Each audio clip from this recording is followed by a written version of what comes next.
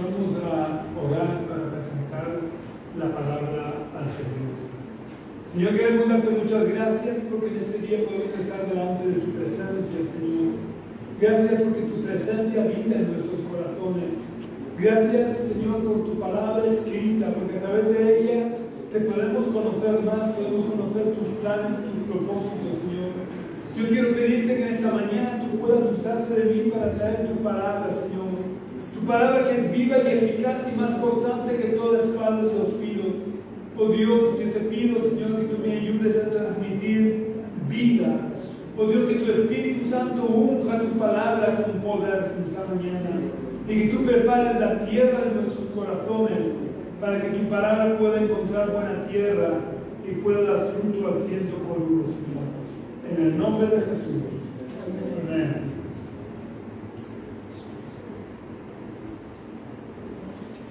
Todas las personas tenemos y vivimos de acuerdo a una escala de valores.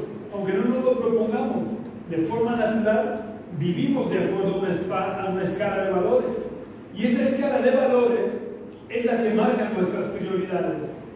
Por lo que esa escala de valores también condiciona todas nuestras decisiones, porque nuestras decisiones siempre van marcando el rumbo de nuestra vida y siempre dirigirá nuestra vida o el rumbo hacia lo que nosotros consideramos más importante. A veces, aunque sea en lo más profundo de nuestro corazón, sabemos que tenemos distorsionada nuestra escala de valores. Y eso, sin darnos cuenta, nos lleva a hablar de una manera y actuar de otra. Cuando esto ocurre y la gente se da cuenta, la gente que nos rodea puede pensar que somos hipócritas, porque decimos una cosa y hacemos otra. Y aunque pueda ser una actitud hipócrita, realmente a lo mejor no pretendemos serlo, sino que simplemente estamos tratando de ocultar la realidad de que en lo profundo de nuestro corazón sabemos que nuestra escala de valores no es correcta.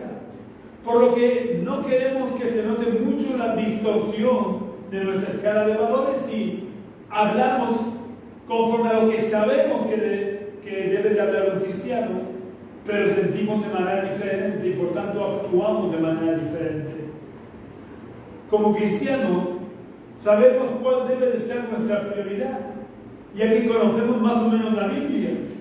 Y sabemos que Jesús, por ejemplo, dijo que el que ama a padre o madre más que a mí, no es digno de mí.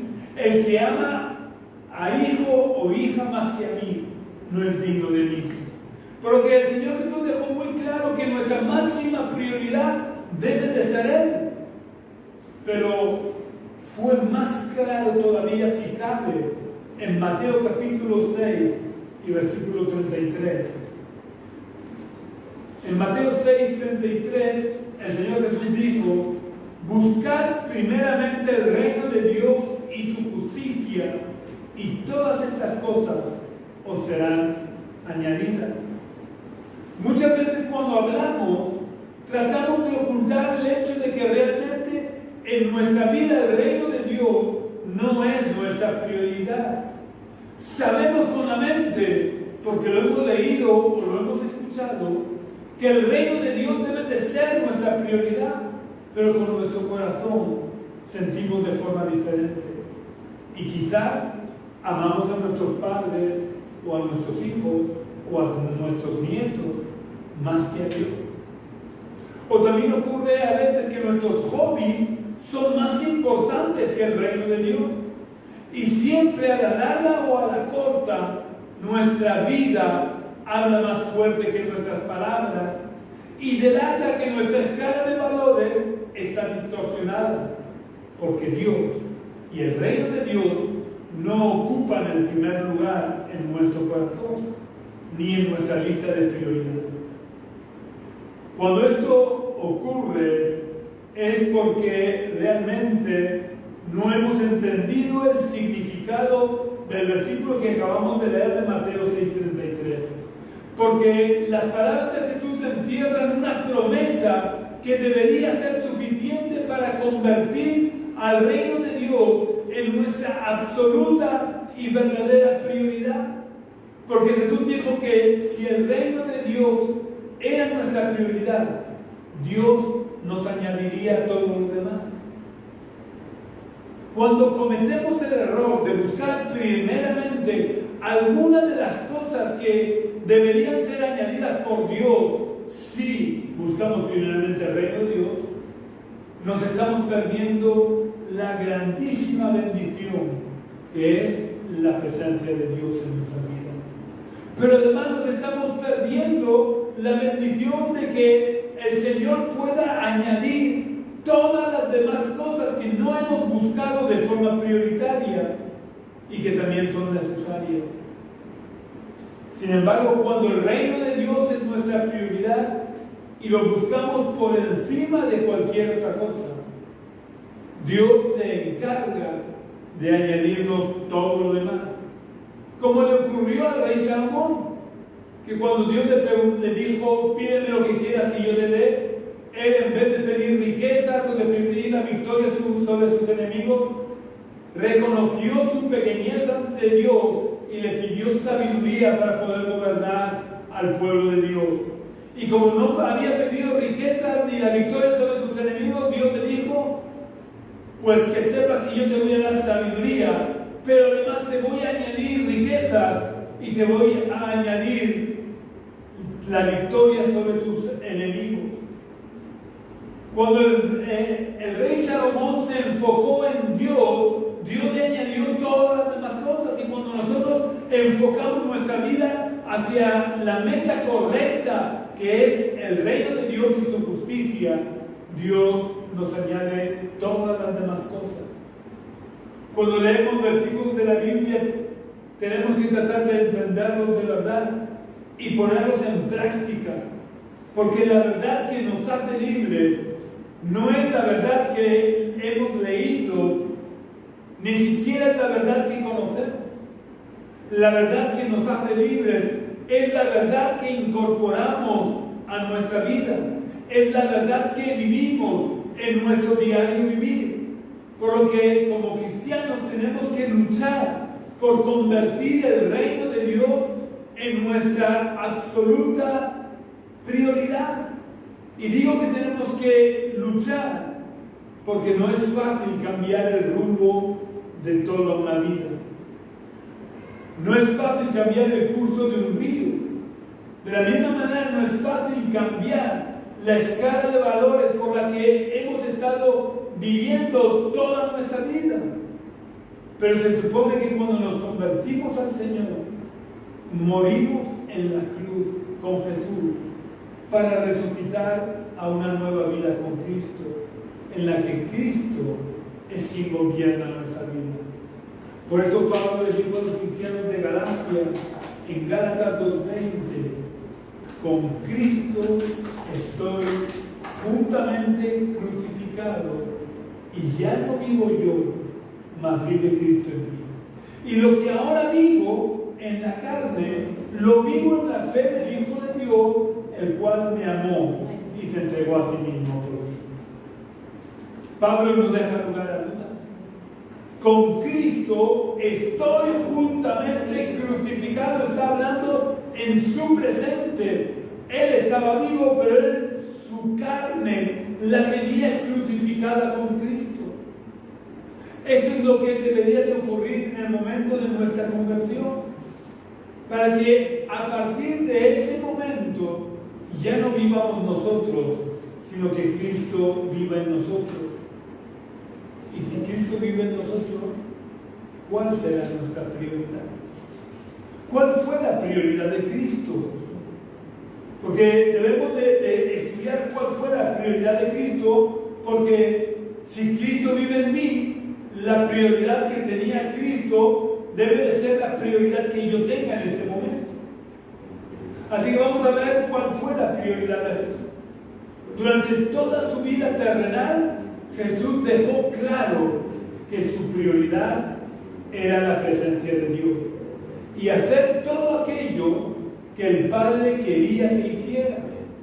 Por eso Jesús se pasó tantas horas orando Y además dijo cosas como: he descendido del cielo no para hacer mi voluntad, sino la voluntad del que me envió. Y sus palabras siempre fueron apoyadas por su ejemplo de vida. En él nunca hubo contradicción entre lo que decía y lo que hacía. Así que debemos de tener debemos de tener claro que si hemos muerto con Cristo, las prioridades de Cristo deben de ser nuestras prioridades. Porque si hemos muerto con Cristo, Cristo es el que vive en nosotros. Y nuestra prioridad no puede ser otra que la presencia de Dios. Porque la prioridad de Jesús, siendo que Él era Dios, pero como hombre, siempre buscó la presencia de Dios. Siempre se fue a lugares retirados para orar. Siempre buscó el hacer lo que el Padre le había encomendado que hiciera. Él no hacía nada más que lo que Dios le había encomendado, que lo que el Padre le había encomendado que hiciera. Así que debemos de tener muy claro que si hemos muerto con Cristo y Cristo vive en nosotros, nuestra prioridad no puede ser otra que la presencia de Dios. Y en primer lugar, en nuestra escala de valores, tiene que ser el reino de Dios. Y el reino de Dios se establece en todo lugar en el que se obedece la voluntad de Dios. El lugar más importante para los judíos era el lugar santísimo, ya fuera el lugar santísimo del tabernáculo o del templo. Así que vamos a ver qué es lo que había en el lugar santísimo. Y lo vamos a ver en la carta a los Hebreos, capítulo 9, versículos 3 al 5.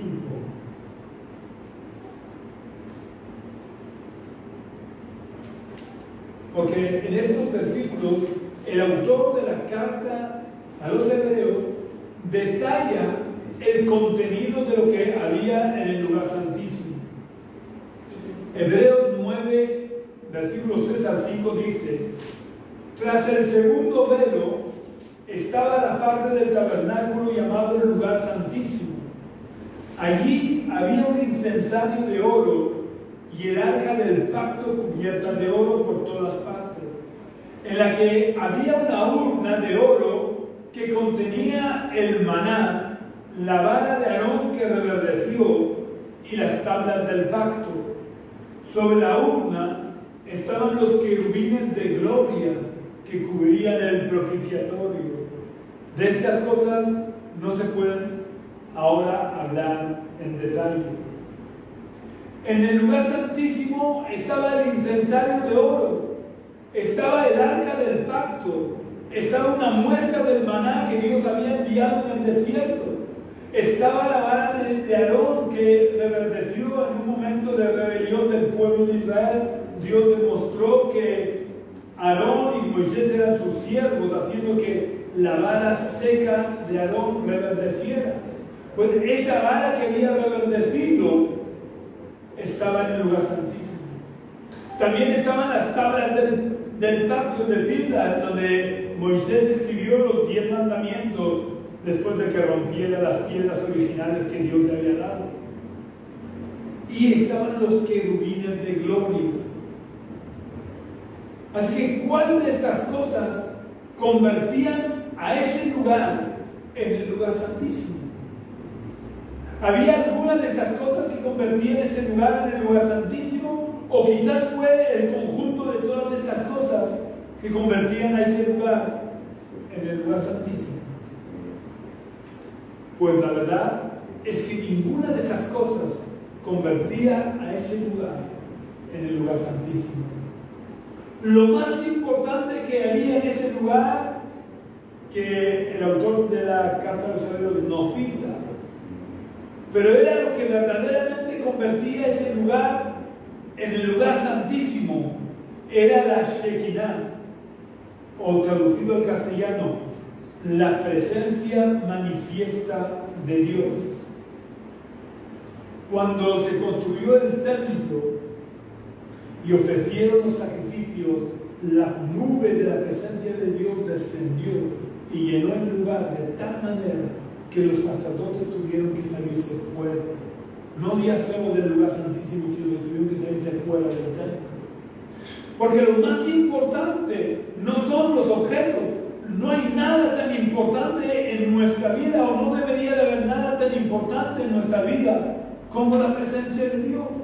Y la presencia de Dios era lo que hacía que ese lugar se convirtiera en el lugar santísimo, porque Dios es un Dios 3 veces santo. Y esta es una lección que todo cristiano debemos de aprender. No hay nada más importante en la vida que la presencia de Dios. No hay nada mejor en la vida que la presencia de Dios. Esto lo dejó muy claro Jesús a Marta, cuando Marta estaba sirviendo a Jesús y a sus discípulos.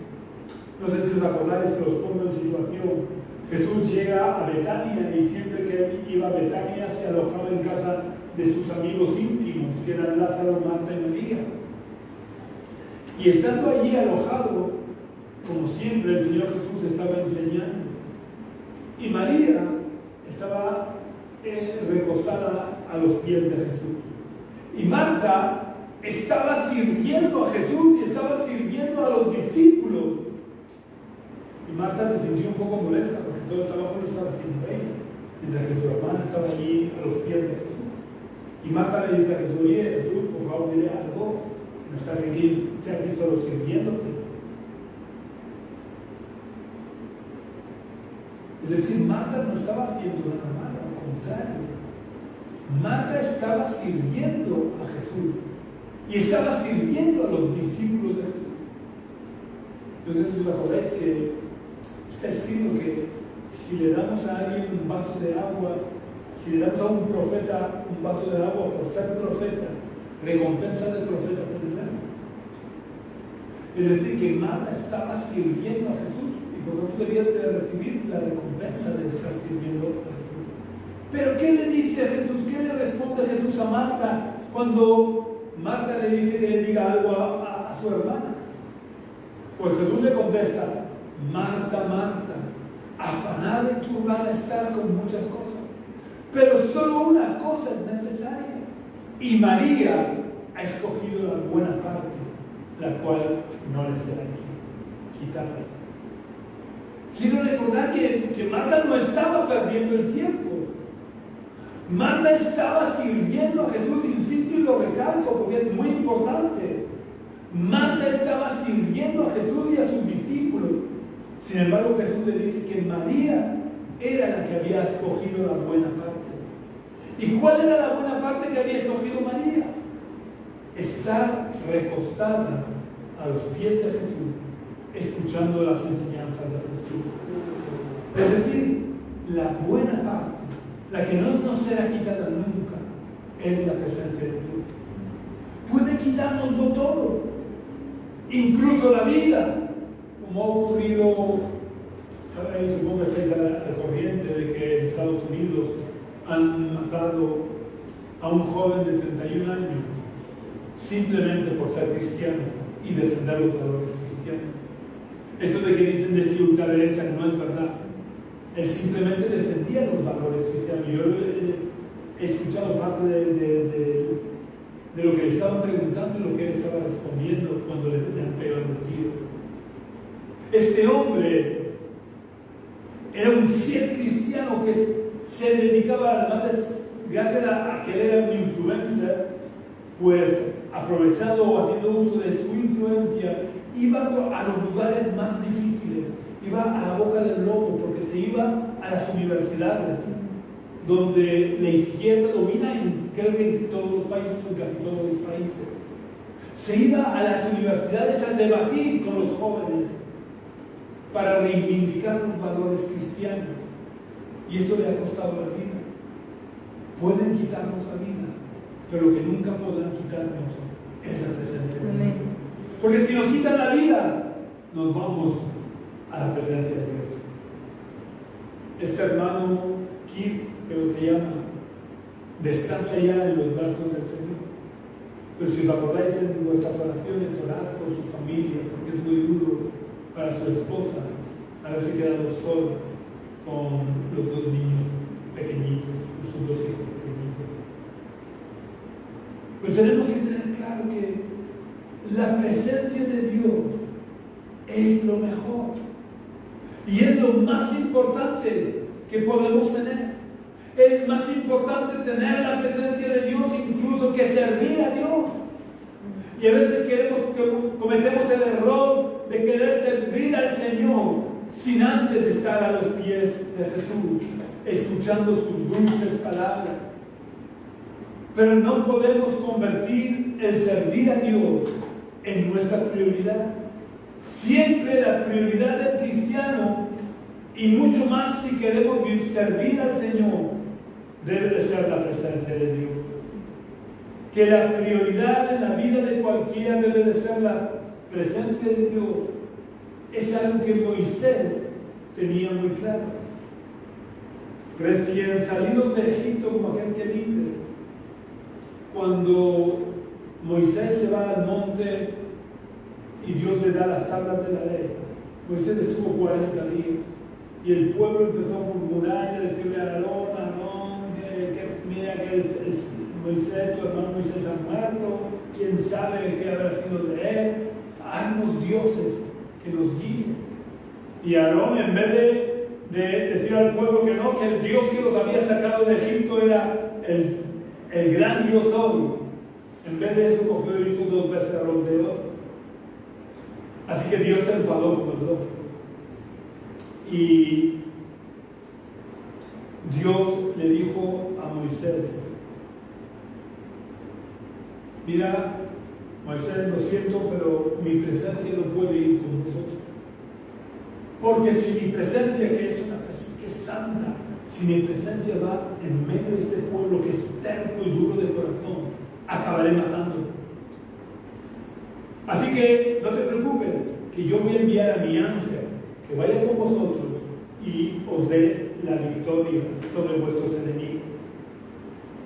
¿Qué hubierais hecho vosotros si Dios os dice, no te preocupes, que aunque mi presencia no vaya contigo, yo envío mi ángel que vaya delante de ti? ¿Qué hubiéramos respondido nosotros? Yo sinceramente me hubiera conformado. Porque no es poca cosa que Dios enviara a su ángel para guiarme y pelear mis batallas. Pero Moisés, que había estado en la presencia de Dios, no se conformó con un ángel, porque Moisés amaba la presencia de Dios más que las bendiciones de Dios. Así que ¿sabéis lo que le respondió Moisés a Dios? Pueden leerlo en Éxodo capítulo 33, es el segundo libro de la Biblia.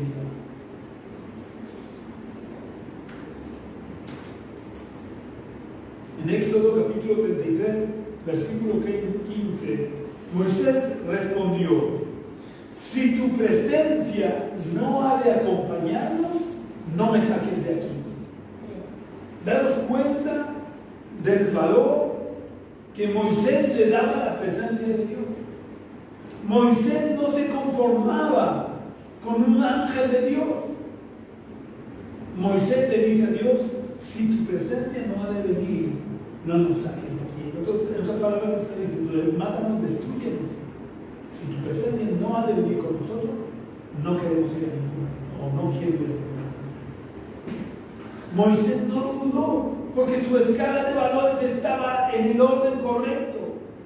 Ser guiado por un ángel estaba muy bien, pero no era lo mejor. Y sabéis, el mayor enemigo de lo mejor no es lo malo. El mayor enemigo de lo mejor es lo bueno. Porque cuando tenemos lo bueno nos conformamos. Pero Moisés no se conformó con lo bueno. Moisés quería lo mejor. Moisés sabía que lo más importante en la vida era la presencia de Dios. Y estuvo dispuesto, por así decirlo, a ponerse en huelga con Dios. y a negarse a avanzar si la presencia de Dios no llega. Esta es una lección que deberíamos de aprender. No hay nada mejor ni nada más importante en nuestra vida que la presencia de Dios. Ni siquiera, como hemos visto antes, servir a Dios es lo mejor. Ni siquiera que un ángel nos guíe es lo mejor. Lo mejor es habitar en la presencia de Dios. Lo mejor es estar a los pies de Jesús, escuchando su dulce voz, porque es en su presencia que Dios nos revela sus planes. Es en su presencia que Dios nos revela su voluntad. Y es cuando vivimos en la presencia de Dios y obedecemos su voluntad que Dios nos añade todas las demás cosas. Pero cuando vivimos entretenidos buscando las demás cosas, nos perdemos la bendición de la presencia de Dios.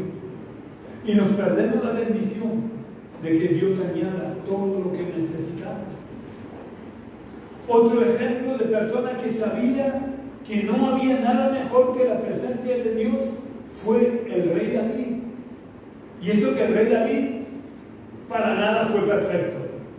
En la Biblia se recogen varias de sus imperfecciones, varios de sus pecados, que no fueron cualquier cosa sus pecados. David era un hombre sujeto a las mismas debilidades que nosotros, o posiblemente peor. Cometió pecados que probablemente nosotros nunca cometeremos. Porque, por ejemplo, uno de sus pecados fue cometer adulterio. Teniendo todas las mujeres que él quería, se tuvo que fijar en una mujer casada y cometió adulterio. Y no se conformó con cometer adulterio, sino que además cometió asesinato con premeditación, alevosía y prevalimiento o abuso de autoridad. Y aparte de estos pecados, hubo otros menos conocidos. Pero a pesar de sus muchos pecados, David sabía que lo más importante en la vida es la presencia de Dios. Y para que nos demos cuenta de lo consciente que era David, de que lo más importante era la presencia de Dios, vamos a leer un versículo de uno de los salmos de arrepentimiento. A David se diferenció de Saúl, en que Saúl realmente nunca se arrepintió de corazón de sus pecados. Pero David, cada vez que era consciente de sus pecados, se arrepentía de todo corazón y escribió 3 salmos de arrepentimiento. Uno de ellos es el Salmo 51. Y vamos a leer el versículo 11, en el que podemos ver cuál era la prioridad del rey David, o qué era lo más importante para David. En los versículos anteriores, el rey David de varias maneras se arrepiente y le pide perdón a Dios, le pide que lo limpie, le pide que lo perdone.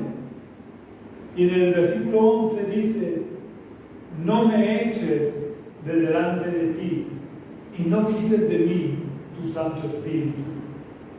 Lo que le preocupaba a David no era que el pueblo se pudiera rebelar por haber cometido asesinato, o no era que Dios pudiera quitarle el trono. Si leéis en los salmos, él para nada le pide a Dios que no lo quite del trono, porque para David lo más importante no era el trono. Para David lo más importante era la presencia de Dios. Era que Dios no lo echara de su presencia ni le quitara su Santo Espíritu. Porque David, al igual que Moisés, sabía que no hay nada más importante en la vida que la presencia de Dios. Yo sé que eso a veces es difícil de asumir o de entender, porque la presencia de Dios no se ve con los ojos físicos. Pero el que no la veamos con los ojos físicos no la hace menos real. Y cuanto más tiempo pasamos en la presencia de Dios, más apreciamos la presencia de Dios, porque no hay mayor tesoro que la presencia de Dios. porque es la presencia de Dios. Es en la presencia de Dios que Dios se revela y nos da a conocer sus caminos y su voluntad. Quiero que veamos lo que Dios le dice a los falsos profetas a través del profeta Jeremías, en Jeremías capítulo 23 y versículo 22.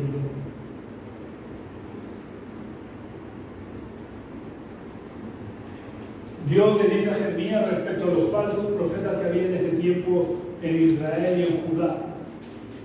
Dios le dice: si ellos hubieran estado en mi secreto, es decir, en mi presencia, habrían hecho oír mis palabras a mi pueblo y lo habrían hecho volver de su mal camino y de la maldad de sus obras. Estar en el secreto de Dios es estar en la presencia de Dios. Es cumplir lo que Jesús dijo de que debíamos entrar en nuestra habitación y cerrar la puerta, estando en secreto, orar a Dios. Y Dios que ve en los secretos nos recompensará en público. Pero debemos ir con cuidado de no caer en la trampa del enemigo, de querer entrar en el secreto de Dios para luego ser recompensado en público. Tenemos que buscar el secreto de Dios, la presencia de Dios, simplemente por estar a solas con Dios, porque realmente no hay mayor recompensa que la misma presencia de Dios. Pero la presencia de Dios la necesitamos todos los días. No podemos conformarnos con buscar la presencia de Dios algunos días sí y otros no, porque sin la presencia de Dios no hay verdadera vida. ¿Sabéis? Porque lo he enseñado en numerosas ocasiones, que todo lo que ocurrió en el Antiguo Testamento, además de ser útil para el pueblo al que fue dirigido, tiene una enseñanza de valor universal. Así que vamos a leer unos versículos que podrían ser incomprensibles para el pueblo de Israel, pero que tienen mucho sentido, o deberían de tener mucho sentido para nosotros. Vamos a leer en el libro del Éxodo, volvemos al segundo libro de la Biblia, libro del Éxodo, capítulo 16. Vamos a leer los versículos 4 y 5.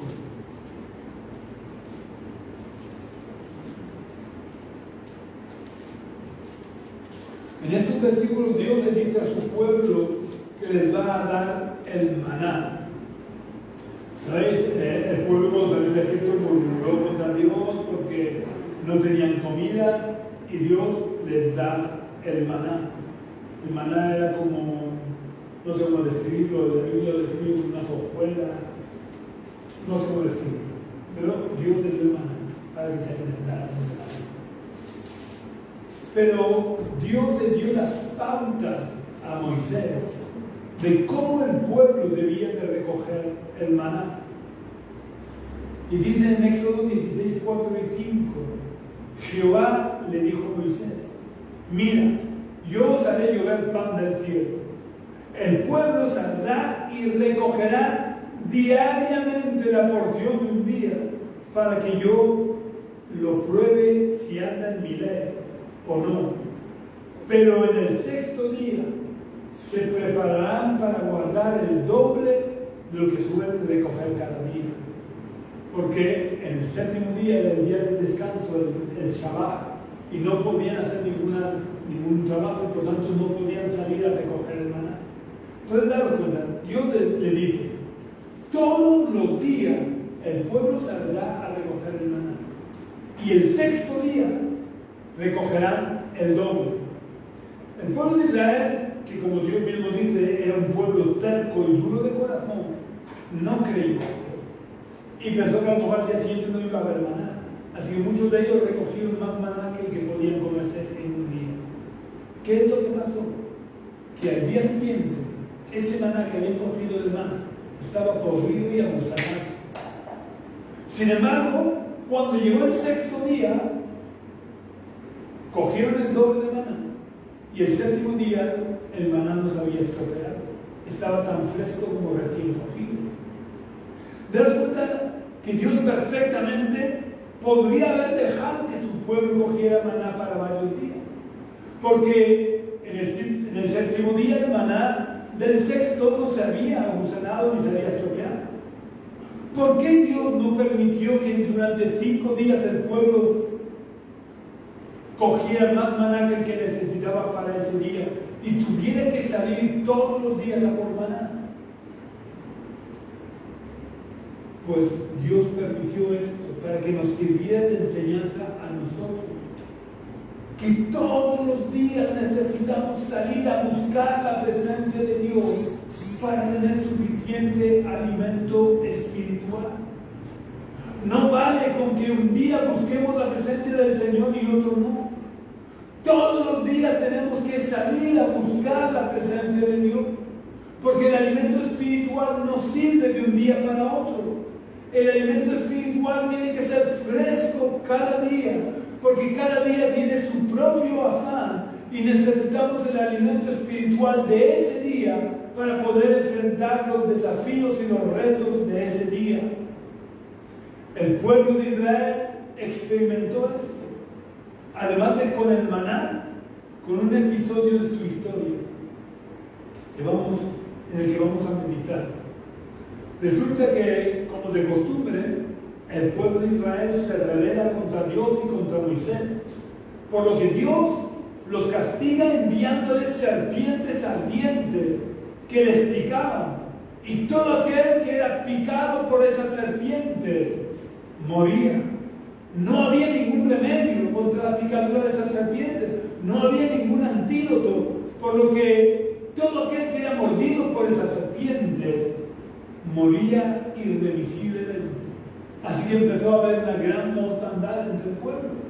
Claro, al ver la mortandad, el pueblo se arrepintió de haber murmurado contra Dios y contra Moisés, pidió perdón a Dios y clamó a Dios para que Dios interviniera, para que cesara la mortandad en el pueblo. Así que vamos a ver qué ocurrió, qué es lo que Dios les dijo que hicieran.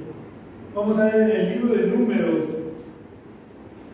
es el 4º libro de la Biblia, 2 libros después de Éxodo.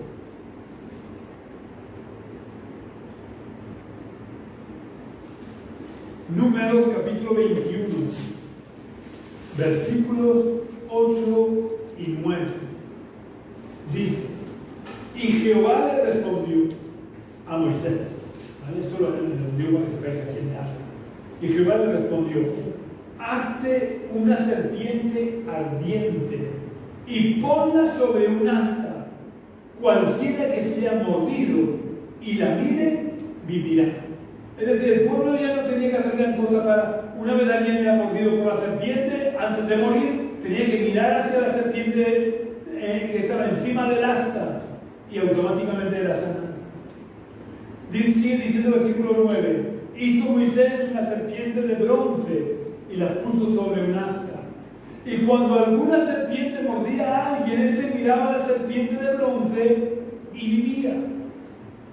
Qué bendición tan grande la serpiente de bronce que Moisés, en obediencia a Dios, levantó en el desierto.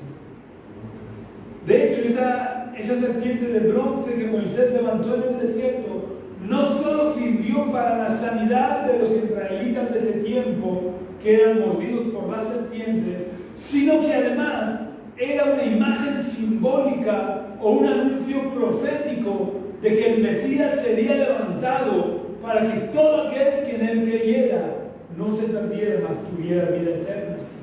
Esto no me lo invento yo, esto se lo dijo el propio Jesús a Nicodemo en Juan 3, 14, 15, que podéis leer en vuestras casas. En la conversación que Jesús tiene con Nicodemo al final de la conversación, en Juan 3, los versículos 14 y 15, Dios le dice esto, que de la manera que la serpiente fue levantada en el desierto, era necesario que el Hijo del Hombre fuera levantado para que todo aquel que en él creyera no se pierda, mas tenga vida eterna. Pero esa serpiente de bronce, que fue de gran bendición en el tiempo en el que Dios le dijo a Moisés que la hiciera, porque traía sanidad, con el tiempo se convirtió en una maldición para el pueblo. Esto lo podemos ver en el segundo libro de Reyes, capítulo 18, versículo 4.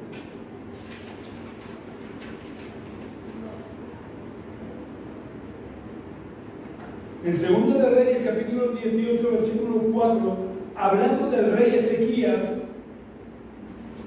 dice: quitó los lugares altos, quebró las imágenes, rompió los símbolos de acera. Los lugares altos eran los lugares donde estaban los ídolos. Quebró las imágenes de todos los ídolos, rompió los símbolos de acera, que era una diosa cananea. Dice, e hizo pedazos la serpiente de bronce que había hecho Moisés, porque hasta entonces los hijos de Israel le quemaban incienso y la llamaban Nehushtan. Habían pasado muchos siglos desde que Moisés había hecho la serpiente de bronce. Y con el paso del tiempo, lo que había sido de gran bendición para el pueblo se convirtió en motivo de maldición, porque el pueblo la convirtió en un ídolo. Y es que no podemos conformarnos con las bendiciones pasadas. Al igual que con el maná, todos los días necesitamos salir de nuestro confort para buscar la presencia de Dios. Porque Jesús dijo, mi Padre os da verdadero pan del cielo. Porque el pan de Dios es aquel que descendió del cielo y da vida al mundo. Es decir, está diciendo que el verdadero pan del cielo no fue el maná que Dios le dio a Moisés, sino que era Él mismo. El verdadero maná era Dios mismo.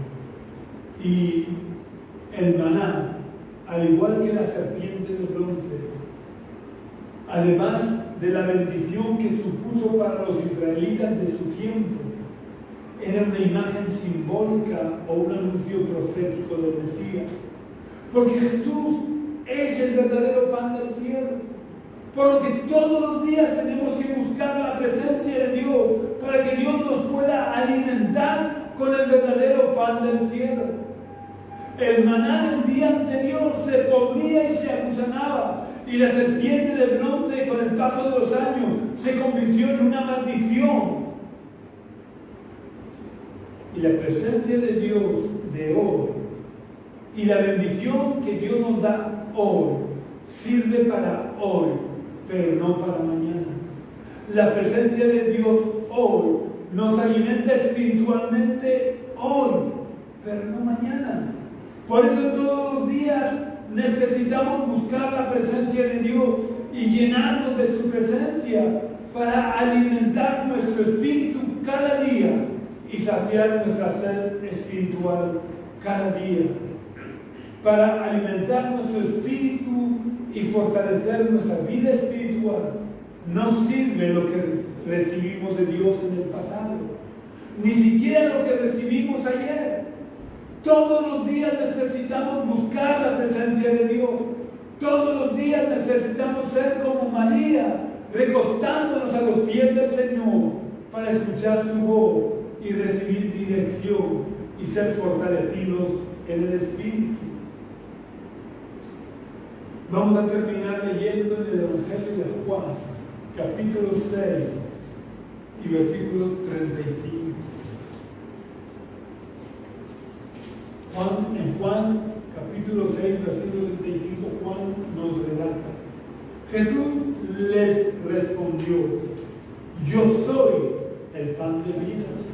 El que a mí viene nunca tendrá hambre, y el que en mí cree no tendrá sed jamás. Escucha la voz de Jesús en esta mañana que te está diciendo, el que a mí viene nunca tendrá hambre, y el que en mí cree no tendrá sed jamás. ¿Quieres no volver a tener hambre ni sed espiritual? Tienes que recibir a Jesús en tu corazón y dejar que Él tenga el control de tu vida. No hay nadie más importante, no hay nadie que pueda saciar tu hambre y tu sed espiritual. Así que si quieres venir a Jesús y entregarle tu corazón, te invito a que repitas la oración que voy a hacer. Para eso te pido que cierres por unos momentos tus ojos y repite la oración conmigo. Señor Jesús, quiero abrirte la puerta de mi corazón. Quiero comer del verdadero pan de vida y beber de la verdadera agua que sacia la sed. Quiero, Señor, que tú habites en mi corazón, para que tú seas una fuente de vida, una fuente de agua viva en mi corazón. Perdona todos mis pecados. Reconozco que he pecado y que he hecho lo malo delante de ti. Y te pido que me perdones, te pido que me limpies, te pido que me restaures y que reines en mi corazón. Que tú seas el Señor de mi vida. Que no seas alguien de quien he oído hablar, sino que cada día pueda buscar tu presencia y pueda oír tu voz, desde hoy y para siempre. Amén. Si has hecho la oración, no dejes de buscar una iglesia donde se predique de verdad el Evangelio y no tradiciones humanas, y te unas a ellos, porque todos somos miembros de un cuerpo. Todos somos miembros de la Iglesia Universal, y los miembros del cuerpo no podemos vivir aislados, no podemos ser llaneros solitarios. Y si no has hecho la oración, quiero decirte que no dejes para mañana lo que debes de hacer hoy, porque tal vez mañana sea demasiado tarde. No quiero asustarte, no quiero meterte miedo, pero tú sabes de la fragilidad de la vida humana. Un simple virus que no somos capaces de ver, ni siquiera con un microscopio normal, es capaz de matarnos. Así que no dejes para mañana.